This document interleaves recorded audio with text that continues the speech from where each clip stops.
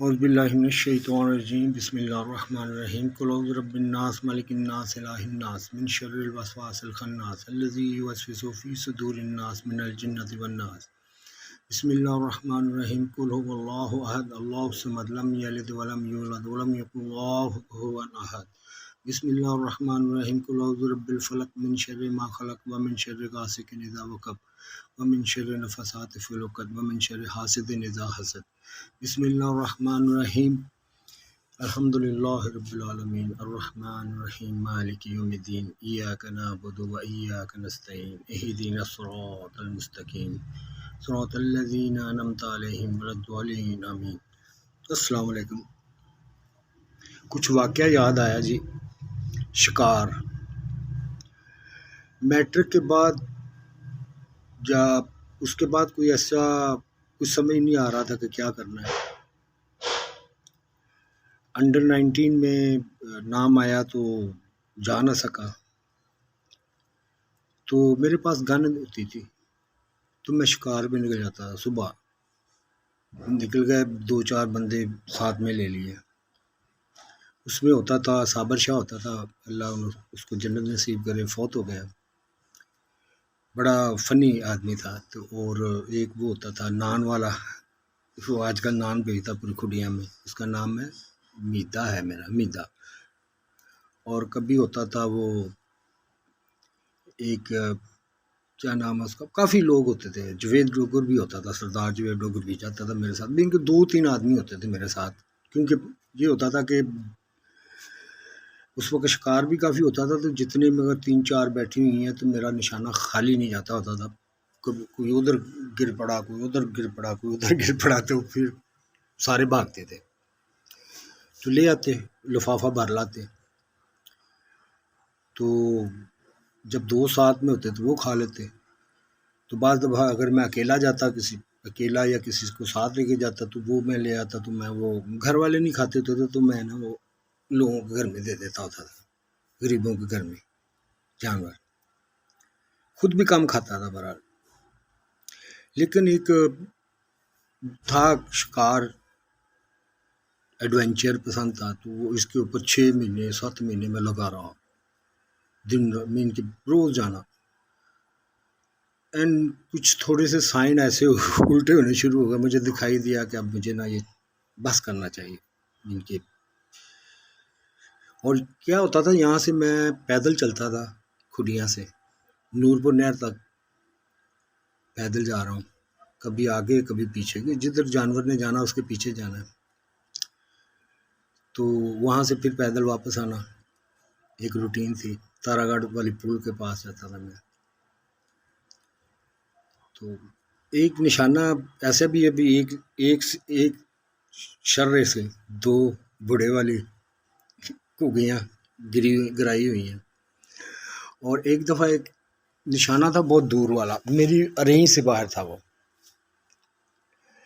میں نے کیا کیا، اس کو نا 6 انچ اوپر رکھا اپنی گن کو، ان کی جو سٹریٹ تو کر لیا میں نے، لیکن اس کو ذرا تھوڑا سا اوپر رکھا کہ اگر وہ گرے گا نا نیچے جا کے تو وہاں پہ گرے اس کے اوپر، تو وہی ہوا۔ ذرا اس کے پیچھے بھاگنا تو پڑا کیونکہ وہ اتنی زور سے نہیں لگا تھا، لیکن میں نے کر لیا۔ یہ چیزیں ہیں۔ تو 6 مہینے جب میں نے وہ ساتھ میں بھی ہوتا تھا، کیا نام، ظفرہ ہوتا تھا، ناصر ہوتا تھا، تو یہ میرا وہ پیریڈ ہے جب میں کچھ سمجھ نہیں پا رہا تھا کہ میں نے کیا کرنا ہے، لیکن جو بھی کیا لوگوں کو دیا، خود نہیں کھایا، کبھی کھا بھی لیا، اس کا کبھی کبھی مجھے احساس بھی ہوتا ہے، لیکن بعض دفعہ یہ احساس ہوتا ہے کہ اس وقت سیڈ بھی ہوتا ہوں کہ یار اتنے پرندے، اتنے جانور، لیکن ہوتا یہ ہے کہ یہ اللہ کی مرضی ہوتی ہے، کیونکہ یہ گھگیاں جو ہوتی ہیں نا،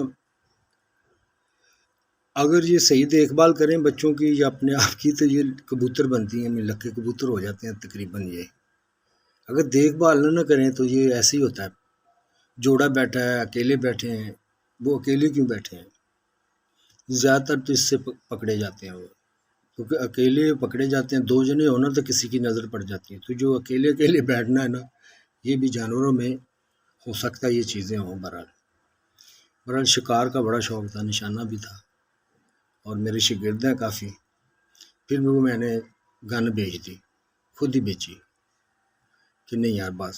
میں نے پھر تارا گڑھ دکان میں نے بنا لی، جو مجھے میڈیکل کا آتا تھا۔ یہ سوری، یہ 10ویں کے بعد نہیں، یہ میڈیکل کا کام چھوڑنے کے بعد ہے۔ سوری میں غلط کہہ گیا۔ یہ تقریباً میٹرک کیے ہوئے مجھے تقریباً 3-4 سال ہو گئے تھے، ہاں، اس کے بعد کی بات ہے۔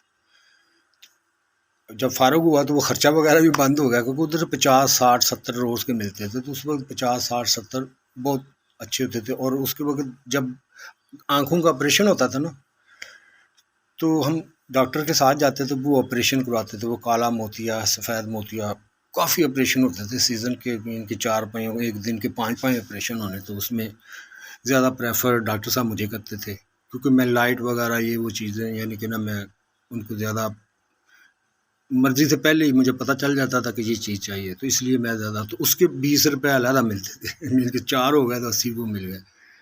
تو اسے میرا کافی خرچ چل رہا تھا، کپڑے وغیرہ اچھے پہنتے تھے، جوتے وغیرہ یہ وہ۔ لیکن جب میں چھوڑا نا تو اس کے بعد پھر وہ گن پڑی ہوئی تھی، تو وہ گن لے کے نکل پڑے۔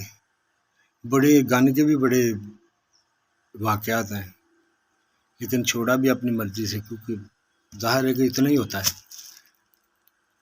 تو اس کے بعد وہ جو پیریڈ ہے میرا دکان والا، اس میں یہ تھا کہ میں اس وقت بڑا نوجوان تھا، خوبصورت تھا، تو ہوتا یہ تھا کہ میرے پیچھے اترنا بھی، پیچھے لگ جانا کسی نے، تو میں پریشان ہو جاتا تھا کہ یار، کیونکہ مجھے یہی ڈر تھا، سارے یہی کہتے تھے کہ جہو جہ ہے یا جس طرح ہے نا کوئی کڑی وغیرہ پجا آئے گا۔ یہ تو ایک ان کا پہلے حساب تھا تھوڑا۔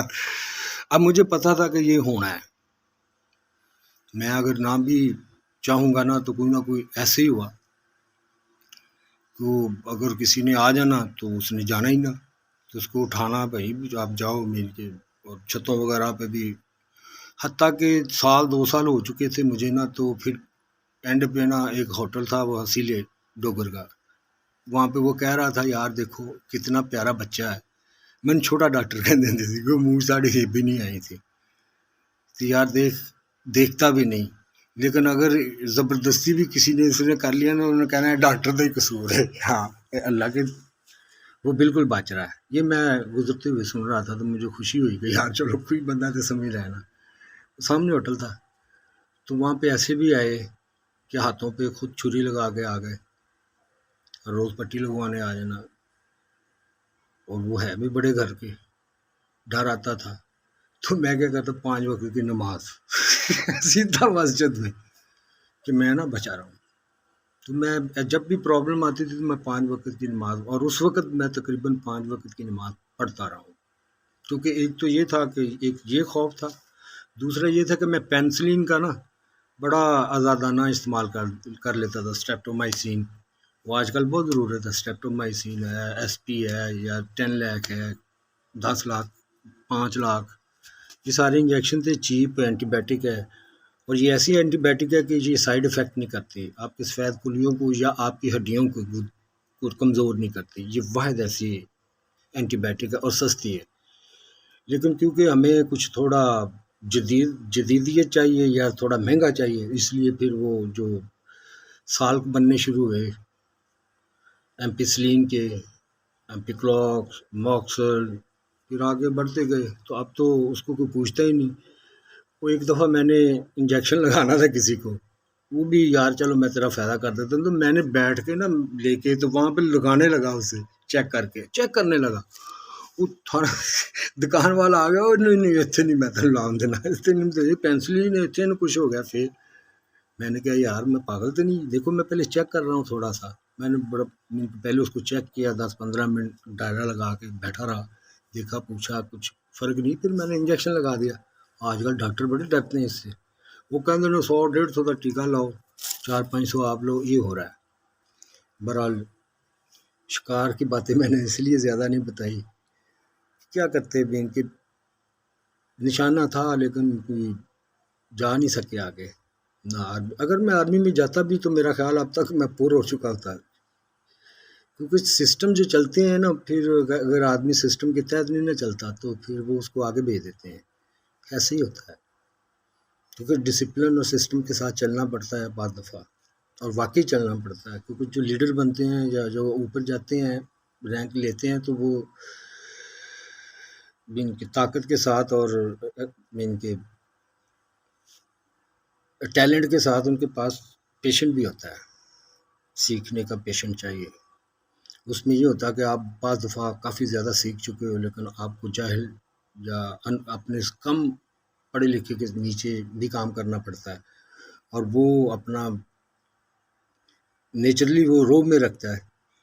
اس کی بھی فیلنگ ہوتی ہے. کافی مشکل ہوتا ہے، یہ آسان نہیں ہوتا. یہ جب آپ کچھ چیز گین کر جائیں لیکن پھر بھی آپ کو تابع ہو کے چلنا پڑے، بڑے پیشنٹ کی بات ہوتی ہے. بہرحال اللہ سب کے حال پہ خیر کرے، اور مجھے بولنا جلدی سکھائے جو بول چکا ہوں. بڑا اچھا بولتا تھا میں، انگلش بھی بہت پیاری بولتا تھا، لیکن اب ذرا تھوڑی مکس ہو جاتی ہے. مثلا کہ مجھے ڈر ہوتا ہے پنجابی، اردو، انگلش ملے، یہ مکس ہو کے نا وہ ذہن میں آتی ہے نا، تو پھر میں تھوڑا اڑ جاتا ہوں، رک جاتا ہوں. یہ چیز ہے، صرف 4 لینگویج جو مکس ہوئی ہوئی ہے، especially Punjabi, Urdu and English. Thank you very much.